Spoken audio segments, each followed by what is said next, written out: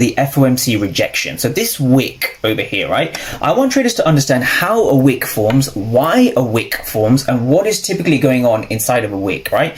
It's very interesting when you go inside of the wick and you can kind of understand the story, right? So what we can see, even without looking at the numbers like I often do, we can see a red candle, right? This is obviously a red candle.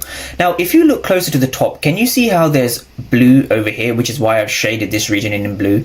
Can you see the blue kind of, you know, rectangles, horizontal rectangles over here, right? When you see blue inside of any candle, be it red candle, green candle, that is showing you that there's a more aggressive buyers than sellers, right? That's showing you the ask, which is the aggressive buyers are greater than the bid. That is the first thing to understand. The second thing you want to look at is you want to ask yourself, well, where is the volume in this candle situated? Where is the volume, right? So volume is just a fancy way of saying, where is the interest in the market, right? Where are there the most number of transactions in this candle? So this here, we can see the majority of the volume is situated in the lower half of the candle. So that means as the market moved higher in this region, we can see the market moving higher, and then we can see the market moving higher.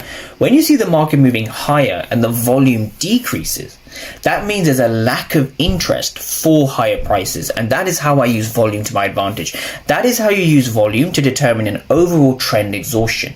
If you see the market moving higher, right, trending higher, and you see the volume decreasing alongside the direction of the trend, this basically tells us, right, this significantly tells us a reduction in volume, and it shows us that the market is not interested in higher prices, right?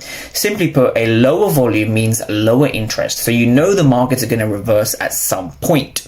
Now, we obviously time this with fair value gaps, etc., you know, 2 p.m. candles opening, but we can see FOMC rejecting pretty aggressively this POI. Now, if we head back here, we can see